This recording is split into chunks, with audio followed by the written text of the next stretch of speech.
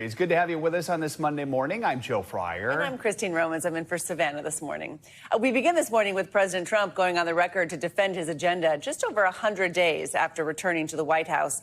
In that wide-ranging interview, he spoke exclusively with NBC News Meet the Press moderator Kristen Welker on everything from the economy to immigration and his own political future. The president also stood by his decision to impose tariffs, which have rattled global markets. He downplayed concerns about a possible recession. He also blamed President Biden for current economic worries, even as polling shows most Americans disapprove of his handling of the economy. Mr. Trump was asked about the constitutional right under the Fifth Amendment to due process for all people on American soil, including non-citizens who are facing deportation. He repeatedly deferred questions to his lawyers. Last night, Democratic Senate Minority Leader Chuck Schumer responded to a clip of the interview, writing, quote, "President Trump has just admitted that he doesn't know whether he needs to uphold the Constitution. This is as un-American as it gets." We get more now from Kristen. More than 3 months into office, President Trump isn't willing to fully commit to taking ownership over the economy. When does it become the Trump economy? It partially is right now, and I really mean this. I think the good parts are the Trump economy, and the bad parts are the Biden economy, because he's done a terrible job. He did a terrible job on everything. So let's talk about the tariffs. And I want to ask you about something you said this week. Got a lot of attention. You were at your cabinet meeting. You said, quote, I'm going to quote what you said, "Maybe the children will have $2 instead of $30. Yeah. And maybe the $2 will cost a couple of bucks more than they would normally."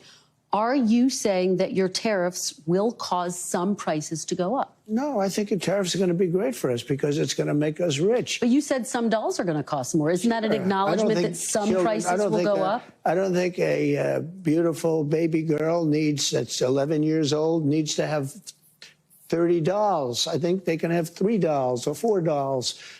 Because what we were doing with China was just unbelievable. We had a trade deficit of hundreds of billions of dollars with China. When you say they could have $3 instead of $30, are you saying Americans could see empty store shelves? No, I'm not saying that. I'm just saying they don't need to have $30. They can have 3. They don't need to have 250 pencils. They can have 5. Is it okay in the short term to have a recession?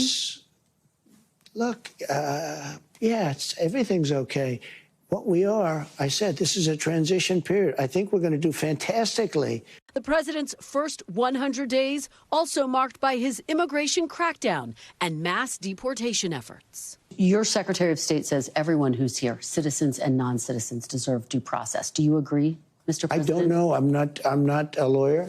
I don't know. Well, the Fifth Amendment says. I don't know. It seems. It might say that, but if you're talking about that, then we'd have to have 1 million or 2 million or 3 million trials. We have thousands of people that are some murderers and some drug dealers and some of the worst people on earth, some of the worst, most dangerous people on earth. And I was elected to get them the hell out of here, and the courts are holding me from doing it. But even given those numbers that you're talking about, don't you need to uphold the Constitution of the United States as president? I don't know. I have to respond by saying again, I have brilliant lawyers that work for me, and they are going to obviously follow what the Supreme Court said. What you said is not what I heard the Supreme Court said. They have a different interpretation. And our thanks to Kristen Welker for that interview. All right, for more, let's bring in NBC News White House correspondent Vaughn Hilliard. Vaughn, an excellent job by Kristen with that interview yesterday. And NBC News fact-checked this interview and found that at times the president made some false or misleading claims. An example of that is when he said that the Doge found billions of dollars worth of fraud or waste. Our fact-checkers say it's practically impossible to verify, and Doge's own accounting has been riddled with errors and misleading claims. Not to mention, there is a cost of firing and rehiring workers and putting thousands of people on paid leave. So, Vaughn, I guess what are some of the most significant mischaracterizations that stood out to you? And what about any claims that were found to be accurate? Right. There was aggressive pushback from the president against Kristen's questioning about the price of goods being increased around the country as a result of his trade war. And he consistently said that prices have gone down, inflation has gone down since he took office 3.5 months ago. And to a certain extent, that is true. The consumer price index has slowed, and we have seen inflation in the last month at just 0.1%. Of course, a striking difference than during the Biden administration, though much of this began in 2024 ahead of Donald Trump's election to the White House. At the same time, we have seen that there is much consternation and that economists are anticipating increase in price of goods because of the trade war and the tariffs that are going to be placed on goods that are coming into the United States, relied on by millions of Americans. And then when it comes to the price of oil, the president was suggesting that the price of a tank of gas is down to just $1.98 around the country. That is not true. It is still the national average over $3. The wholesale oil prices down to about $1.98, but that is not what Americans are paying at the pump. Vaughn, another issue that's making headlines wasn't in that piece there, but Kristen asked the president about those Trump 2028 hats that his organization is selling. What did he say about whether he does plan to run again? I mean, we know he has hinted at this, but of course, that would violate the 22nd Amendment. Right. We have seen him flirt with this idea for months now about potentially running in 2028, and that there were hats that were created with Trump 2028 on it, and his own son wearing one of them. But when asked by Kristen about whether he intends to run again, despite it being clear in the Constitution that you cannot run for more than 2 terms, he said that he is not planning to do that, and that there are other good people, particularly naming J.D. Vance and Marco Rubio, who would be able to continue the MAGA agenda, and that it is something that he does not intend to do, to go and try to amend the Constitution. So those were notable new comments from him after months of flirting with the idea of trying to challenge the constitutional ability to serve more than these 2 terms. And Vaughn, in true Trump form, he had this news-making interview, and then he made news again last night on Truth Social, posting on social media that he plans to reopen Alcatraz Federal Penitentiary. That's, of course, that historic island prison off San Francisco, which housed some of America's most notorious criminals. It closed in 1963. What do we know about this? Was the president, was he riffing or musing, or is this a real plan? Well, the Bureau of Prisons, the federal agency, said that they are taking the president's word seriously and that they will look into this.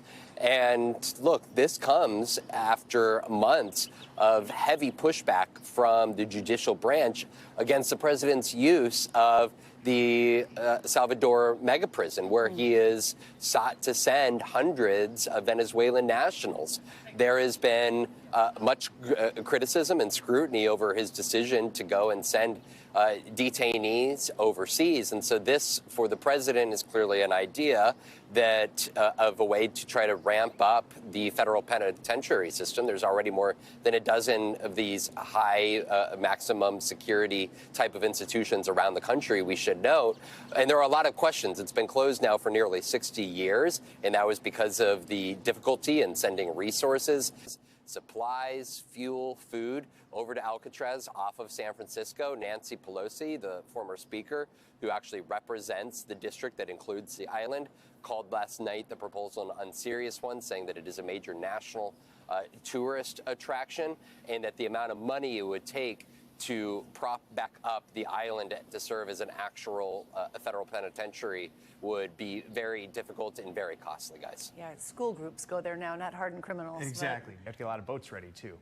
Vaughn, thank you so much. Appreciate it. President Trump has announced plans to add steep tariffs to yet another industry. Over the weekend, he said he's going to be putting 100% tariffs on movies made outside the U.S. He went so far as to call foreign film production a, quote, national security threat. Now, the president did not provide any details on which movies would be affected, like those on streaming services, and how the tariffs would be implemented. Investopedia editor-in-chief Caleb Silver joins us now with more on the state of the economy. So let's start with this movie thing. We don't have a lot of details yet right now, but obviously the goal would be to bring production of movies and whatever back to the U.S.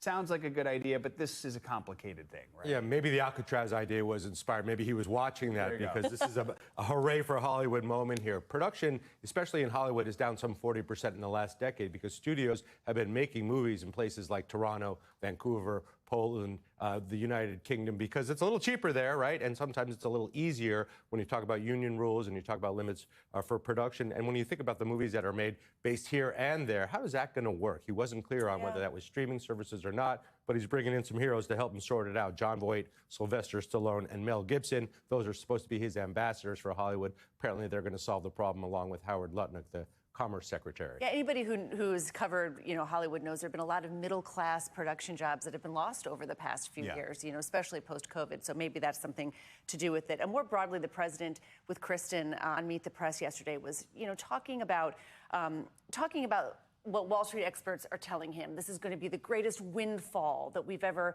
had in the United States in response to his tariffs. He's also downplaying recession fears. What should the typical investor, consumer, middle-class saving American be preparing for right now or be expecting? I'd brace yourself for a continued slowdown. We just went from 2.4% GDP growth at the end of last year to a negative 0.3%. He's not taking any blame for it. Presidents rarely do, but that was a very quick turnaround because of tariffs or because of the threat of tariffs. So just as long as these continue to exist, and tariffs are already now in place as of this weekend for cars and imported car parts, it could slow down the economy. We're already seeing a slowdown in some spending in some areas. So when you look at the things that make up a recession, a slowdown in consumer spending, a slowdown in business spending, a slowdown in investment, and a rise in unemployment. Haven't seen that yet, but the other factors are definitely in place. I'd brace yourself for a slowdown. Might not be a recession, but it could be stagflation. Always a good time to make sure you have some savings in a high-interest account and pay down high-interest debt and just take care of yourself.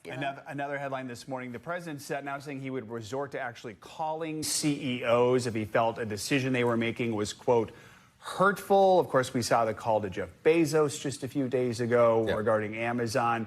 What would be the impact of this? What's the message this sent? We have something in this country called free enterprise, which is why we've had such a prosperous economy over the past couple of centuries, and that's because businesses can pretty much act in the best interest of their shareholders and usually of their customers. Well, this is definitely an interference of that. So if you're getting a call from the president saying, I don't like what you're doing with prices, I don't like what you're doing with certain products, that kind of interrupts that. So Bezos is different. He sat at the inauguration. He donated some money to the president, so did Amazon. But having the president call a CEO, that just doesn't seem very American, but it seems very President Donald Trump. It's not the typical Republican presidential, like the it's not hands-off. No, it's not. Very hands-on. And even yet, Warren Buffett this weekend, the Oracle of Omaha saying, trade should not be used as a weapon, using kind of his last big Berkshire Hathaway meeting to kind of remind people about the president. That's right, and he knows the danger of having an administration that's too involved with business right now.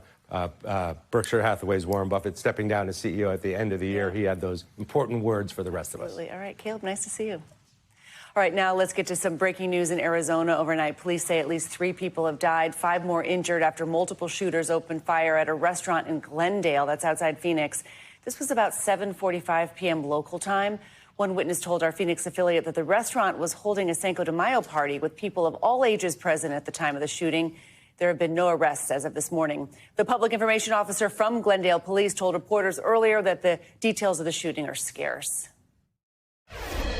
It's a very large scene. We're going to be working well into the night and probably up until the sun comes up. So just expect us to be busy trying to knock this out. It's, kind of an all-hands-on-deck type of situation where we have all investigators from all sorts of units coming out to assist.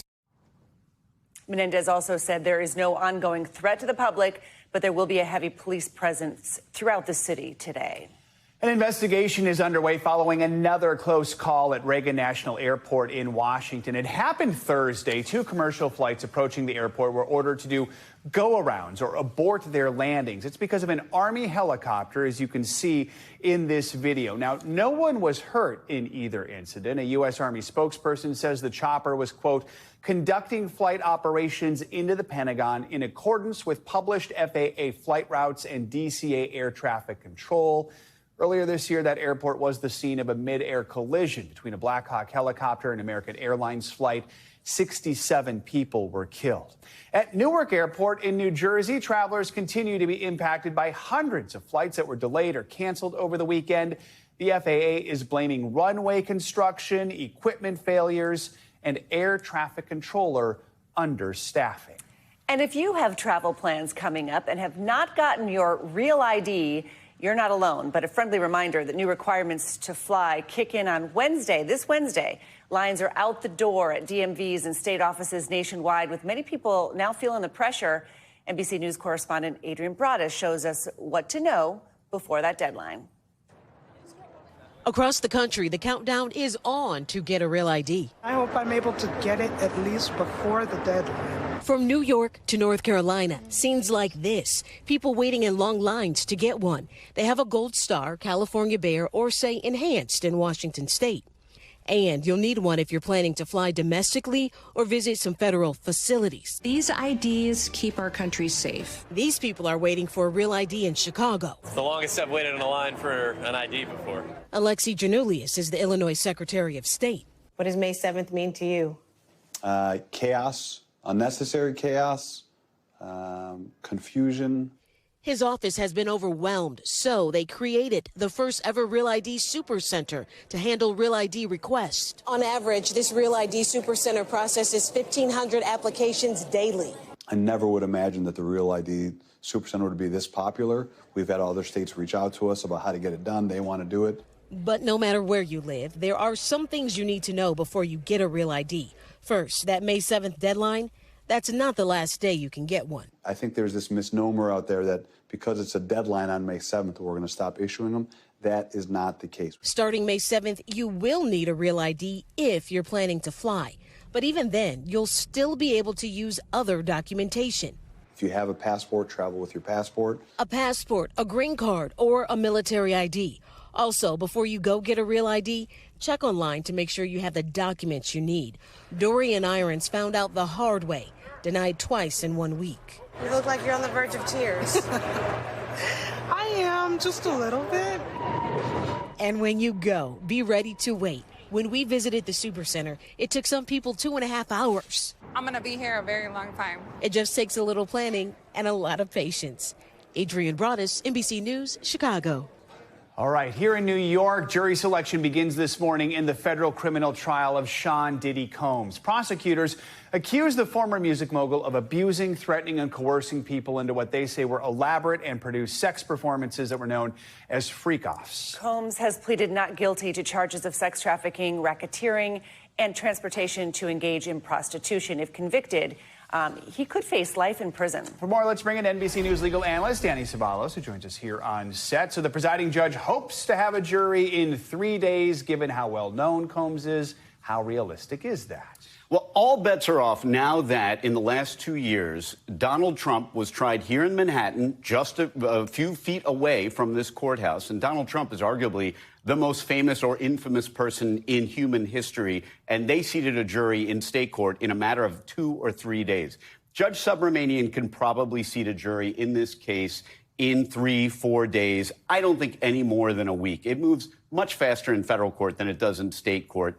So you can expect a jury by the end of the week, for sure. He settled a civil case. He had a civil case that he settled privately. He did not say that he'd done anything wrong, right? But Cassie Ventura was this woman's name.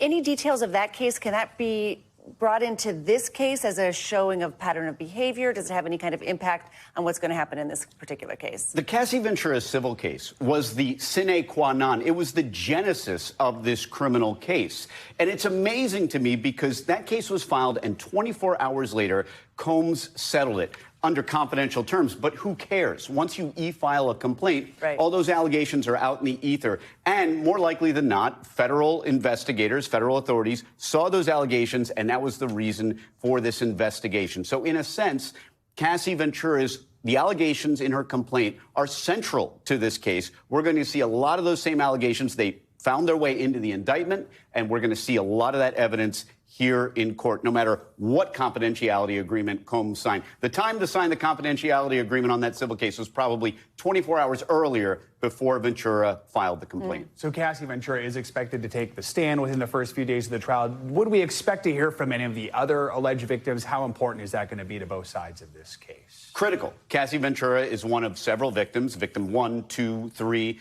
All of them will testify. The real question is, how anonymously will they testify? Will they use a little curtain? Will they use some technique? Will they kick everybody out of the court except the litigants? But Absolutely. In addition to Cassie Ventura, there will be others who will testify. I know it's only because I believe Cassie Ventura wanted to be identified or didn't mind being identified. Otherwise, she'd have a name like Victim 1, Victim 5, something like that. But the victims are key. The victims are key to the sex trafficking allegations. They're key to the Mann Act allegations, which is transportation across state lines for purposes of prostitution. They're key to everything. Yes, there will be other witnesses, but the victims will drive the case. All right, 8 to 10 weeks, yeah? 8 to 10 weeks. Yeah, I'd say, we always budget over, so maybe closer to 7 to 8, but you never want to be the lawyer that budgets too short. Right.